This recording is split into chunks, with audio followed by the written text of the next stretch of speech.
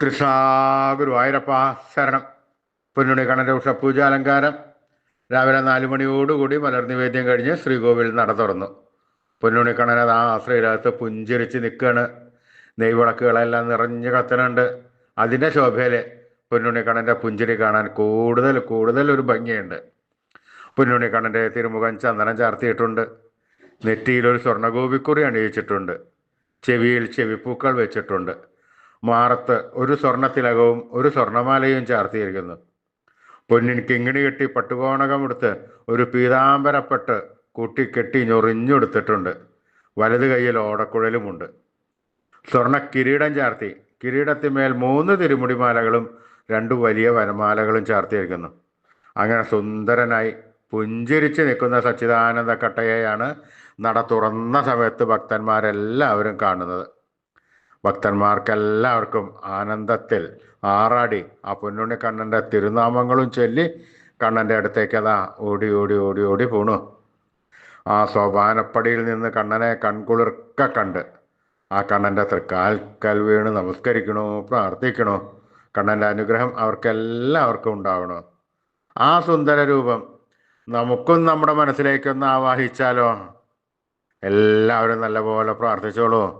ആ പൊന്നിൻ കിങ്ങിണി കെട്ടി പട്ടുകോണകമെടുത്ത് പീതാംബരപ്പട്ട് കുട്ടിക്കെട്ടി ഞൊറിഞ്ഞെടുത്ത് വലത് കൈയിൽ ഓടക്കുഴലും പിടിച്ച് ഓടക്കുഴൽ വിളിക്കുവാനുള്ള ഒരു തയ്യാറെടുപ്പിലാണ് പൊന്നുണ്ണിക്കണ്ണൻ. സർവാഭരണ വിഭൂഷിതനായി നിൽക്കുന്ന പൊന്നുണ്ണിക്കണ്ണൻ, പുഞ്ചിരിച്ച് നിൽക്കുന്ന പൊന്നുണ്ണിക്കണ്ണൻ. ആ സുന്ദര രൂപം എല്ലാവരും മനസ്സിൽ വിചാരിക്കുക. നല്ലപോലെ വിചാരിച്ചോളൂ. ആ പൊന്നുണ്ണിക്കണ്ണൻ അതാ നമ്മുടെ മനസ്സിൻ്റെ ഉള്ളിലേക്ക് അതാ കയറി വരണു. ആ പൊന്നുണ്ണിക്കണ്ണൻ അവിടെ എത്തിക്കഴിഞ്ഞാൽ ആ കണ്ണനെ അവിടെ കൂട്ടിപ്പിടിച്ച് അവിടെ നിർത്തി ആ കണ്ണനെ ഒന്ന് കൊഞ്ചിച്ച് ഒന്ന് ലാളിച്ച് ഒരു മുത്തം കൊടുത്ത് ആ കണ്ണൻ്റെ തൃക്കാൽക്കൽ വീണ് നമസ്കരിച്ചോളൂ, പ്രാർത്ഥിച്ചോളൂ. കണ്ണൻ്റെ അനുഗ്രഹം നമുക്കെല്ലാവർക്കും ഉണ്ടാവും. എല്ലാവരും കണ്ണൻ്റെ തിരുനാമങ്ങൾ ചൊല്ലിക്കോളൂ. നാരായണ നാരായണ നാരായണ നാരായണ. സ്നേഹത്തോടുകൂടി, ഭക്തിയോടുകൂടി, വിശ്വാസത്തോടുകൂടി ഉറക്കെ ഉറക്കെ കണ്ണൻ്റെ തിരുനാമങ്ങൾ ചൊല്ലുക. കണ്ണനത് കേൾക്കും, കേൾക്കാതിരിക്കില്ല. കണ്ണനത് കേട്ട് കഴിഞ്ഞാൽ അതിൽ കൂടുതൽ സ്നേഹത്തോടു കൂടി നമ്മുടെ അടുത്തേക്ക് ഓടി വന്ന് നമ്മുടെ ഒക്കത്തൊക്കെ ഒന്ന് കയറിയിരുന്ന് നമുക്കൊരു മുത്തം തന്ന് വേണ്ട സമയത്ത് വേണ്ടതെല്ലാം വാരിക്കോരി തന്ന് കണ്ണൻ നമ്മളെ അനുഗ്രഹിക്കും. അതുറപ്പാണ്. അപ്പോൾ എല്ലാവരും സ്നേഹത്തോടു കൂടി കണ്ണനെ ഉറക്കെ ഉറക്കെ വിളിച്ചോളൂ. നാരായണ നാരായണ നാരായണ നാരായണ. കൃഷ്ണായ വാസുദേവായ ഹരേ പരമാത്മനെ പ്രണതക്ലേശനാശായ ഗോവിന്ദായ നമോ നമഃ. കൃഷ്ണായ വാസുദേവായ ഹരേ പരമാത്മനെ പ്രണതക്ലേശനാശായ ഗോവിന്ദായ നമോ നമഃ. കൃഷ്ണായ വാസുദേവായ ഹരേ പരമാത്മനെ പ്രണതക്ലേശനാശായ ഗോവിന്ദായ നമോ നമഃ. അച്യുതാനന്ദ ഗോവിന്ദ അച്യുതാനന്ദ ഗോവിന്ദ അച്യുതാനന്ദ ഗോവിന്ദ അച്യുതാനന്ദ.